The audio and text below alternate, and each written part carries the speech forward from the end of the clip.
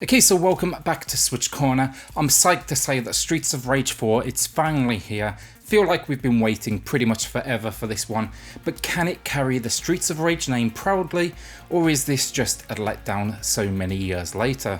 Well, hit subscribe if you love the Switch as much as we all do, join our growing family, and yeah, let's get this started. So this one, it's picking up 10 years after the conclusion of Streets of Rage 3.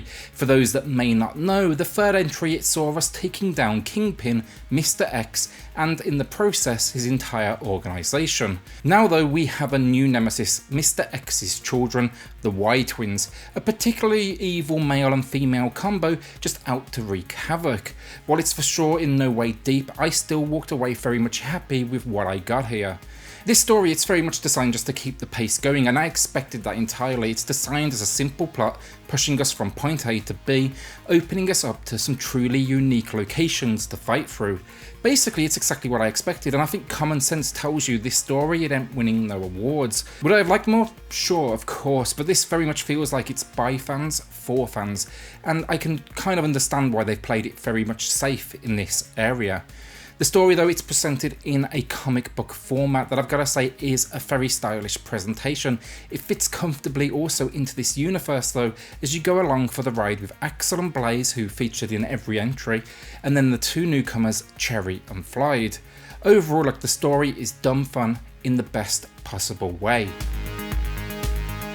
So gameplay then, the most important piece to all of this, and I gotta say, I was for sure quietly confident. This is, after all, coming from the team who made the amazing Wonder Boy The Dragon's Trap. I'm happy to cut to the chase here and just tell you now, they've for sure delivered. Controls first, and they play nearly identically to how I remember them. You can expect to be throwing punches, kicks, back attacks, throws, specials. There's even a star move, which is basically a super special. You activate this by finding stars scattered around each of the locations you visit. Now alongside these basics then, you'll get the opportunity to wield weapons, or even, as you'll probably remember, throw them at your enemies. A nice inclusion, I gotta say, for this 2020 build, it's the ability to actually catch the weapon again after it bounces off your foe, or even grab the bombs they're throwing your way. It's simple but effective, and honestly it just made me feel like an entire badass, which for me, for Streets of Rage, that's like a core requirement of the name here. So outside of the 90% enemies then, you'll also be able to find, of course, pickups. These are normally hidden indestructible items, so things like boxes, vending machines, and these are scattered all around the levels. It's pretty simple. The main thing you're going to find is health pickups, and for any fan, the chicken is back. First timers visiting this franchise, if this all sounds simple and a bit of a, let's say, button mashing experience, I want to clear this up now. It's not that, nor has the series ever really been about that.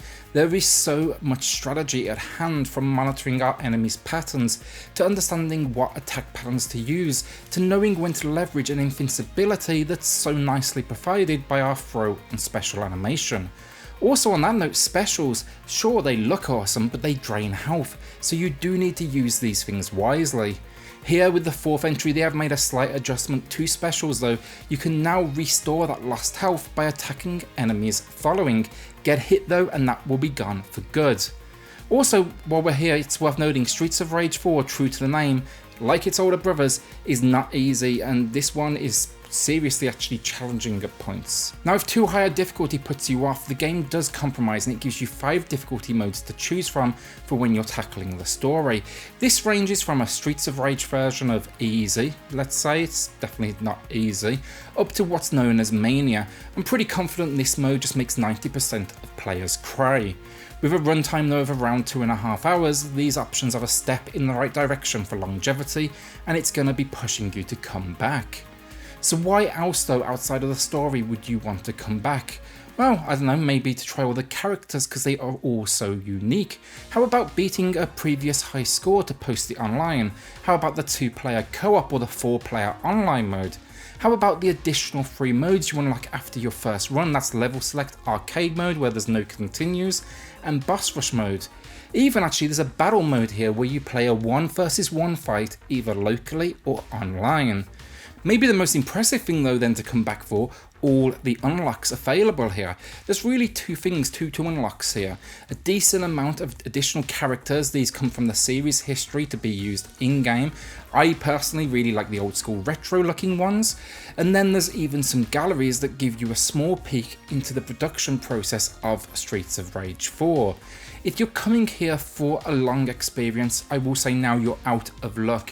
If you've played an entry before, you should absolutely know that was never going to be the case. It does absolutely everything it needs to though on the gameplay front, and then the developers were kind enough to even throw in a few extras for us to enjoy. Overall, yeah, just great work.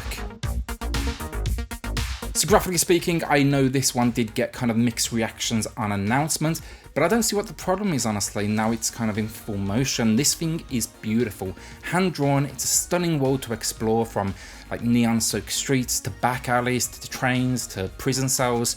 Yes, I will say a few of the levels feel a little less inspired than those prior, let's say, but overall they're just really fun to look at. Animations then, and it's all extremely fluid, with attacks landing, weight of attacks being recognised with like that classic stutter movement, and just every move for every character looks very unique, very much being solely for them. Even when you switch characters then, the different postures, different speed, different abilities, it's always something new. This goes for enemies too. We get the old fan favourites returning alongside new ones, and not a single design here feels lazy, with each effectively demonstrating their raw power to just great effect. Graphics, I gotta say, I think we can leave there. For me, I like the overall look, and it very much brings the series into 2020 with 60 frames per second and some stunning work. Audio wise here then, we get a soundtrack pieced together from the touted all-star ensemble, and it's relatively decent stuff, I will say. It's very much matching the action we get on screen.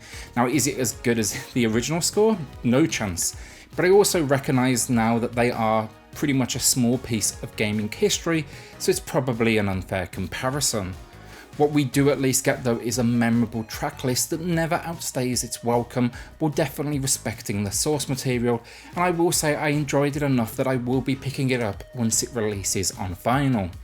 Then though, if you just want the original music and you're going to complain about the new stuff, like, to be honest, I did that exact same thing when I first picked this up, jump into the options and you're going to find a retro audio mode here, which replaces it all with classic tracks from the original trilogy. So finally then, for audio, sound effects, and again it's got the punches, the kicks, the weapons, all that good stuff you'd want to see.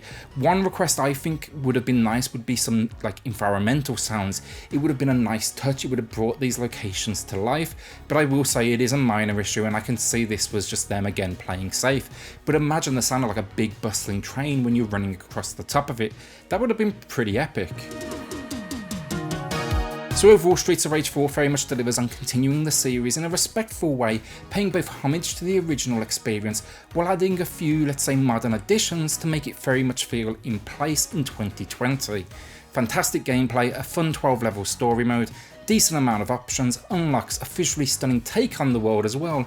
I really have very little reason not to recommend it, even though I gotta say, I wonder what would have been if they hadn't played this one quite so safe and just kind of ran with the idea, the name, and maybe did even more to it, because they're clearly, yeah, an extremely talented team. I'll be the first one to admit now though as well, pricing is a little high. I think 20% off from this would have been the sweet spot for me, and I feel like a little fandom has for sure been baked in here. But I'm not surprised honestly, it was never going to come to us cheap, this one. As a fan of the series, I strongly recommend you jump into Streets of Rage 4. It's a respectful sequel that sticks to its roots, and for me, I'm going to be jumping in over and over again, more than justifying the cost. Today I'm giving Streets of Rage 4 an amazing 9 out of 10, and I hope this either leads to more Streets of Rage entries, or hopefully, or maybe, see them shift their focus to another franchise and do some stunning work. Give me a Shinobi or a Golden Axe, please. Thanks for watching. Let me know if you'll be picking this one up and what games of the past you would like to see get this same treatment. Hit like if we did help you out today, and yeah, hit subscribe if you love the Switch as much as we all do here. We'll see you all on the next video.